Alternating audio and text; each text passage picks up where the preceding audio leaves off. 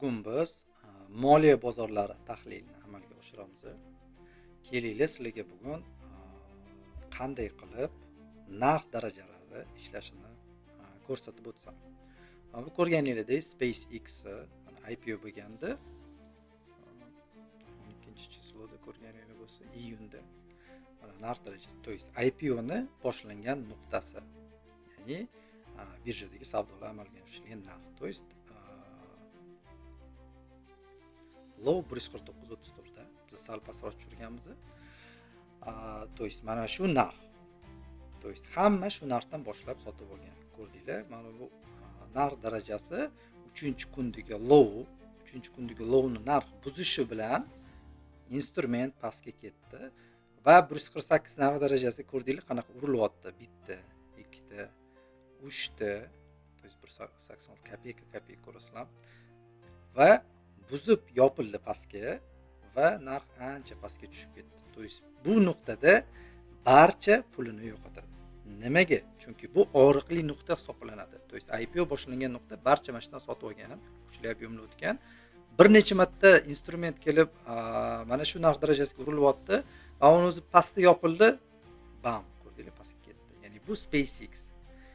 Juda ko'pchilik SpaceX IPO'sini nima deydi, reklama qilyapti, ya'ni social mediada. Biroz bunga qarab turgandim, nima bo'lar ekan deb. Mana narx darajasini ko'rgandim va kuzatishim bilan narx ancha pastga tushib ketdi. Ko'rdinglar? Kelinglar endi moliya bozorlari tahlilini amalga oshiramiz. To есть bu hammani sevimli oltin. To есть oltin futures narxlari. Narx juda ham chiroyli pastga tushdi, narx to'xtadi, mana to'xtash nuqtasi. To есть bu lowni yengilamadi. Ya'ni hozir ostanovka bo'ldi instrument va nima deydi, kuzatishimiz uchun juda ham yaxshi holat. To есть long uchun, ya'ni oltin long uchun, ya'ni hozir kuzatishimiz kerak bo'ladi. Kelinglar shu yerda o'zida mana narx darajasini belgilab qo'yamiz. Narx darajasi 4200 daraja ekan. Chiroyli nuqta va pastki qismini ham ko'rishimiz mumkin, 3958. Ya'ni bu hozir narx to'xtadi, ya'ni ostanovka berdi. Ostanovka bergandan keyin kuzatishimiz kerak bo'ladi va signallar bilan, ya'ni o'rta muddatga investitsion instrument sifatida ko'rishimiz mumkin bo'ladi. Chunki oltin hozir mana juda ham yaxshi turibdi. To есть ostanovka berdi va kuzatamiz. Xuddi shunaqa kumush. To есть kumushda ham xuddi shunaqa yaxshi holat turibdi. Mana 64 manga yoqyapti shu narx darajasi. Ko'rsan, paranormalniy bar mana bu yerda bir necha joyda ostanovka, ya'ni 64. Agar 64 dan balandga yopiladigan bo'lsa, dalshi olsak bo'ladi. To есть narx juda ham yaxshi turibdi. Pastga ketishi ham mumkin. Bundan hech kim bilib bo'lmaydi. Pastga ketishi ham mumkin. Global vaziyat orqali kuzatamiz. To есть asosiysi ostanovka berdi. Bizda hozir vaziyat mavjud. Ya'ni kuzatamiz. Keyingisi bu neft. Neft o'rtoqlik belgilangan mana bu urovin borda 69.20 bu qayerdan keldi degan savol. Qayerdan keldi? Mana ko'rib turgan bo'lsanglar, to есть urovinlar har doim chap tarafdan olinadi. To есть mana urovinlar bir necha marta shu urilgan reaksiyaga mana gap urovin mavjudda.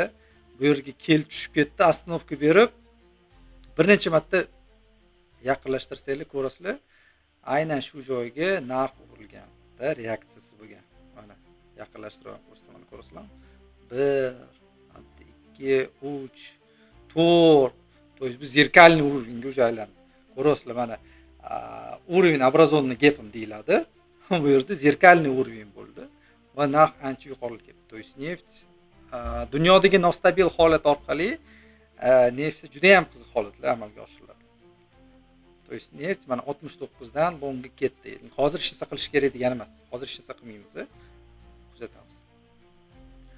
Endi Amerika fond bozorlari, Nasdaq indekslar hozir hayda turibdi. Hayda, to есть yozda bilamiz, har doim indekslar yozda va sentyabrda biroz tushish padeniya bo'ladi. Bu normal holat. To есть historiyadan ham ko'radigan bo'lsak, mana ostanovka beradi, qaytadi, o'sadi, ostanovka beradi, tushadi, o'sadi. То есть hozir mana eng yuqori qismda turibdi. Bu Nasdaq indeksi 29 почти eng haylada turibdi. То есть bu yerda ham faqat kuzatamiz, ya'ni qanaqadir bir aniq holat mavjud emas indekslar. Chunki dunyoning global makro vaziyati har kuni o'zgaryapti. S&P ham xuddi shunaqa holat. Endi qaranglar, juda ham qiziq bir holat bor. S&P lar hayda turgan paytda, to есть ya'ni indekslar tushayotgan paytda dollar ko'tariladi. Esingizda bo'lsa, oldingi videolarimda dollarni shu yilni boshi edi menimcha, mana shu holatda 99-100 atrofida bergandim. To есть dollar indeksi juda ham katta nakapleniya turibdi o'tgan yildan beri va uni o'sishi potensial mavjud deb bergan. Ko'rasizlar, narx bir necha marta buzolmagan shu 100 urovingni. Oxiri mana iyunning oxirida buzdi, retest berib yana yuqorilab ketyapti. Prognozlar qanaqa? Dollar indeksi yuqoriga, to есть biroz yuqoriga yana kuzatishimiz mumkin. 103 gacha o'tda qarshilik bor 103 da. Supply demand deymiz, to есть prodajalar amalga oshirilgan joyi bor. Kontr zaявkalar turadi sellga, to есть bu birdaniga buzib o'tkish juda ham qiyin. Valyuta bilasizlar, volatilность juda ham past, unaqa birdaniga juda katta protsent yurmaydi. No, mana juda ham katta nakapleniya bu qatgadir chiqish kerak. To есть grafik hech qachon aldamaydi. Mana narx buzdi, retest qildi va yana yuqorilab ketyapti. Endi bilinglar, har doim dollar indeksi yuqori bo'lsa, boshqa valyutalar kuchsizlanadi, to есть pasayadi.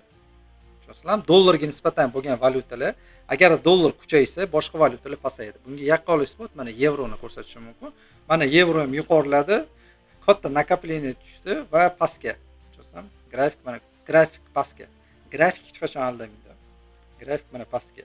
Yevroni ham bergandim yilni boshida edi. Mana shu atrofda bo'lsa kerak, mana biroz tepaga ketdi, yana pastga tushdi. Xo'p, bugungi moliya bozorlar obzorimiz shu edi. Hammaga rahmat.